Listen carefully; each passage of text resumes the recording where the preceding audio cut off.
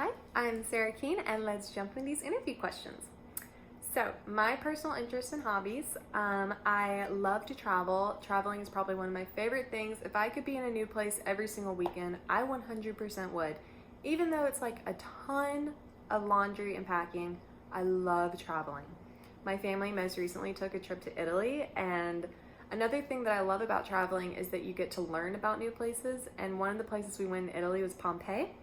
So that was just incredible, actually getting to walk through history and learning about everything that happened there that you actually don't hear a lot about anymore was just incredible. I loved it. Some of my hobbies include cooking. I do Green Chef, which is like low-key cheating for cooking because everything's pre-portioned and pre-measured. But I've learned to love cooking doing Green Chef because I'm the one who's actually flipping the chicken on the pan. So I get this like feeling of accomplishment every time I cook myself dinner. So I love cooking now, even though it's pretty easy now. Oh well. Another one of my hobbies is I love trying new dinner spots or brunch spots and trying new cocktails at restaurants. I haven't gotten to try too many places in Birmingham just because it's been a crazy hectic summer, but if you have any recommendations, let me know. And I also love going shopping with my friends and taking my dog on walks. So my educational background, I went to the University of Kentucky and I majored in marketing and minored in digital media and design. I wanted to major in marketing just because I love meeting people. I love talking to people, and so I really wanted to major in something where I could be active with people and actively engage with people through my job. And then I minored in digital media and design because I knew that, like with my generation especially, everything is on social media now. So I wanted to be able to have experience with digital media through my minor so that when I go into the workforce that I would be prepared to have to deal with putting all marketing on social media. And so I think it's definitely helped me and prepared me for a working job because now I have all the experience with marketing and how to market to different consumers through my major, but I also know how to use my marketing and put it on social media and in different platforms that people my age that we're trying to market to will actually see and notice through digital media. So my current work experience, which I guess is my most recent work experience, I work at a marketing agency downtown called Intermark, and I absolutely love working there. It has definitely prepared me for a new position because you can only really learn so much in college and through your classes. And college tries to teach you as much as they possibly can, but they actually can't prepare you for all the responsibility that you'll have in the working world. And so through Intermark, I work on the social media team, and I have been given the responsibility of having all my own clients, which has just been absolutely incredible. I love being the face of our company to these clients. I love being the constant contact for these clients, and I love having the responsibility that everything I do for these clients is represented as the client. So I've been able to speak in a lot of different voices because making social calendars. Like one of the clients I work on is automotive, which a lot of people think is boring, but I actually really love it because you get to kind of be more tough and rough. And so I love that. And then one of our clients is a fast food chain. So it's a little bit more fun, more quirky. And one of my clients I've gotten to work on is goat cheese, and they are all about the goat puns. So that has been super fun to work on. So I think just being able to speak in all these different voices and having the responsibility of working on my own clients has really prepared me to grow, and it's made me more confident in finding a different position. Okay, so time I had to learn and implement a new skill. So when I started this position, you know, they see on my resume, digital media and design, so they think she lives, she breathes, she is the Adobe Suite. I get it, but with this minor, I don't have enough time to take every class on every single thing. So one of the clients, the fast food chains, you know, they're wanting to market younger generation, They want to market to me, and what do we all love? We love gifts. So I had dabbled in gifts in college, just making them for fun, and I'd interned at UK, so just making them for UK, just for fun. So they wanted gifts, and they wanted a lot of them. So the only way that I had ever made them before was through Illustrator, and then popping it into Photoshop, and then Photoshop kind of does its thing and makes the gift, but it's not exactly in the best format.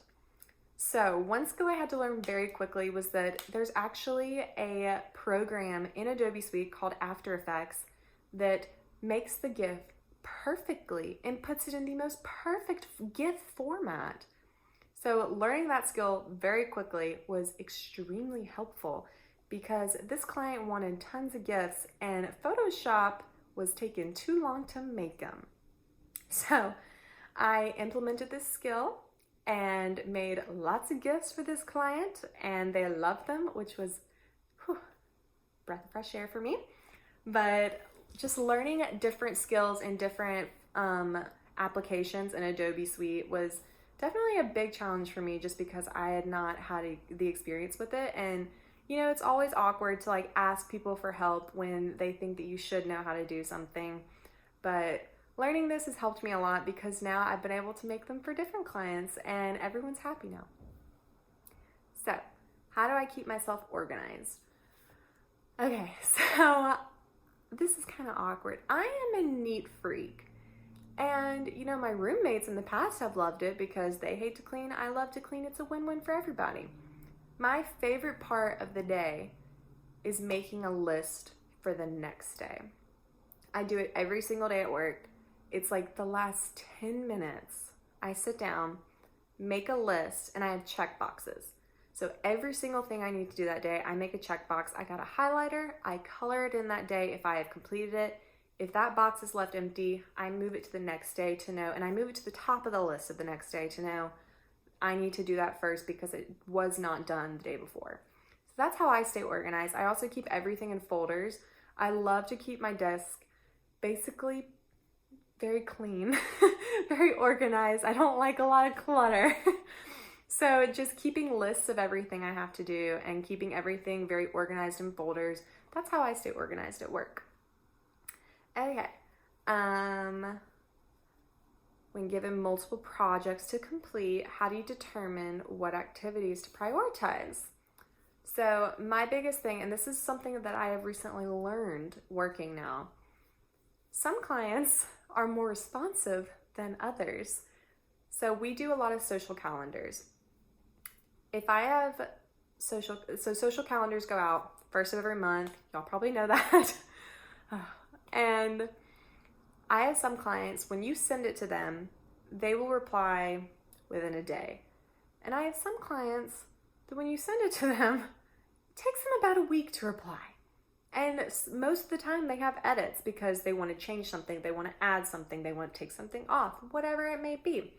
So I definitely have learned with multiple projects like social calendars that those clients who take about a week to reply, they're at the top of my list. Theirs needs to get done first so that their calendar can get to them, they can review it, they can get it back to me in time before the next month starts. So that's how I definitely prioritize. And anything that has a due date that's way sooner than something else, 100% to the top of the list. So that's how I juggle everything. It's really just about how responsive my clients are and how long it takes me to do something. That's how I prioritize. Okay, my biggest failure at work. This is such a fun question. So it actually happened this year at the job I have now. I was given the responsibility of community and reputation management for one of our fast food restaurants. So I was told just general instructions, you like some tweets, you reply to comments people make, you reply to DMs. Easy peasy, right? Okay. So it was over a weekend. A woman had sent us a DM on Facebook, and it was screenshots of this closed group on Facebook that you had to have access to enter, And So our fast food restaurant had just opened in this town, and it was people basically just reviewing it in this group. And it was your like run of the mill, like it's gross. The staff is rude. I don't like it. The buns are gross. It was your basic negative comments. So one thing that I had noticed was that, like, reading through all of these, the woman who sent the messages did not physically make a comment in the group. All she did was screenshot these, like, kind of like a, hey, just wanted you to know this is what people are saying. So nothing that anyone had said was like, I found a hair in my food. I had raw chicken. There was blood on my bag. Something crazy. Nothing was crazy. It was just like, I don't like it. So I read through all the messages, saw that she hadn't said anything, just read it and didn't reply. Yeah. Okay. So a month goes by, and all of a sudden I have this like emergency meeting with my boss and my coworker who runs this client's account. So they were basically like, what happened? Why did she not have a reply? Why were we not told of this? So my reaction is, of course, I don't know. I mean, she didn't say anything in the comments. Nothing was terrible. They were just basically saying, we don't like this restaurant. Learned very quickly that there are no dumb questions. You can never ask enough questions. That was my biggest failure at work I've ever had. I was afraid they were going to fire me on the spot. I was freaking out. They had a meeting with corporate, not about this, but they made it seem like it was about this. So I learned there are not enough questions. Even the dumb questions need answers. You can never ask enough questions. So I ask all the questions now. Literally, I think my coworker gets so annoyed with me because I'm still working on this account, still doing the exact same thing. So I think she gets so annoyed with me now because I ask all the questions. I need clarification on everything because I know now and I understand now the gravity of like what we do for these clients, because we are the voice and basically the face of these clients, and we are answering these people as the client. So definitely learned very quickly that questions. So my ideal work day. So we start work at 8:30, and most people roll in around 9, but we start at 8:30. My ideal day is getting to the office at like 8:25. The lights have barely turned on. Not even all of them are on yet. So I get in, I sit down, I have a cup of coffee in my hand, I read my emails, and then I look on my to-do list, and I have a full day of work. Like, I love to constantly have something to do at work. Like, my boss asks me all the time, is your plate too full? No, my plate is never full enough. I love to constantly have something to do, to take up every minute of the day at work, just because I love to stay busy. I don't know if that's bad or not, but I love staying busy at work. And so my ideal work day is just constantly be doing something at work. And then you get to go home. So, how do I deal with stress at work and then a stressful situation? Okay, so we had a client and they were a life insurance. So you think life insurance, very serious client, very serious voice, just everything really business-like. They wanted to market to a younger generation. They just didn't know how. So we came in, we created them a full content calendar, and then we had a meeting with them where we gave them 4 days, just examples of what we would be posting for them and what we would be saying for them. So they hated like everything.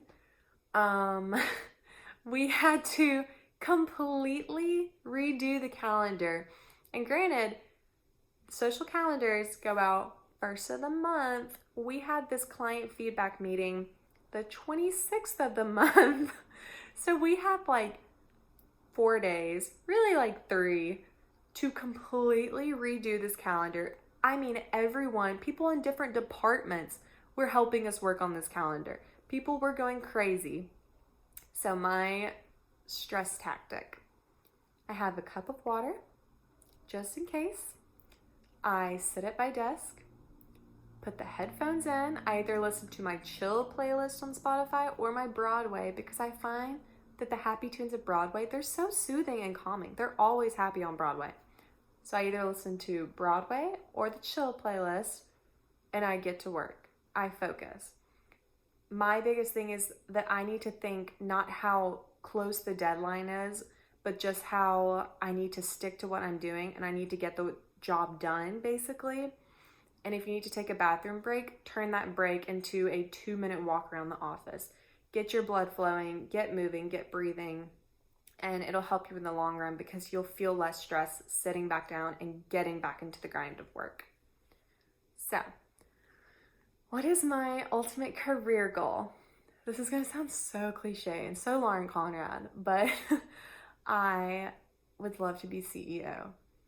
I just think that would be so amazing to one day be the face and the name of a company. And I love our CEO at Intermark. He's absolutely incredible and just the nicest person. But he has so much responsibility, because everything that we do basically falls back on his name. And I think even like creating my own company to being the CEO of that company would be absolutely incredible. Like everything that people do falls back on my name. And so you have so much responsibility that I just think it would be amazing. You would run a company, and I know it's a ton of hard work, but I think that's something I would absolutely love. And just building a company from the ground up, I would love that. That's my career goal. So, why do I want to work for Socially In? I want to work for Socially In because I want to wake up and go to a job where it's constantly happy. And I understand every single day is not happy. Every day is not rainbows and sunshine. I get it. But y'all just seem to have the perfect balance of work and fun. And I think just that positivity and good vibe is something that everyone should experience in the workplace. And so that's why I want to work for y'all, because y'all just seem to have such a happy workplace. And that's just something I really would like to be a part of. Why should you hire me? You should hire me because I'm extremely self-motivated. I like to constantly stay busy. I am always up for a challenge. Like if you have something that you're like, okay, this is pretty difficult and it might take a lot of your time, please give it to me. I love to stay busy. I'm extremely optimistic.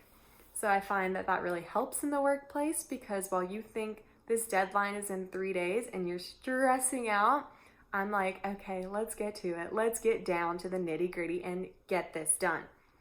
So I think that's why you should hire me. Why you might not want to hire me. So I'm going to be honest. I went to UK, and basketball is like a really big deal. And this has been some deal breakers for friends of mine. You know, March Madness comes around, and even just general basketball season, your team will play UK. And it's not like you might lose, like you will lose. So I can see how it could be uncomfortable in the workplace when your team loses to mine, which they will. So if you don't want that uncomfort, I can see why you might not want to hire me, because my team will win. If I could have one superpower, what would it be, and my superhero name? So I have thought about this superpower probably since I was 5 years old. I have always wanted one superpower and one alone, and it is to fly. I mean, why would you not want to be able to fly? If I could fly to Publix down the road, grab groceries, and fly back home, you're saving gas, you're saving time, no parking. Like, it just makes so much sense. And I would love to be able to fly just anywhere. I could get to work so fast. I wouldn't have to park. And I get it. You're probably exerting the same amount of energy as running, but like it's worth it. You're flying. So I think my superhero name would be the Fantastic Frizz, and only because it's crazy. I'm flying, and so that's fantastic. But in Alabama, with so much humidity and just the wind and humidity and moisture from the clouds, just all that mixing together, they'll see me flying. Like, people will see me in the air flying, but all they will see is the giant frizz ball on my head. So they will know me as the Fantastic Frizz. Okay, so, and my phone won't unlock. Okay. Okay, so in a fight to the death between a cucumber and the letter Q, who would win? So when I read this question, I don't know why, but I immediately thought of that game that was like so popular when we were in middle school, Fruit Ninja.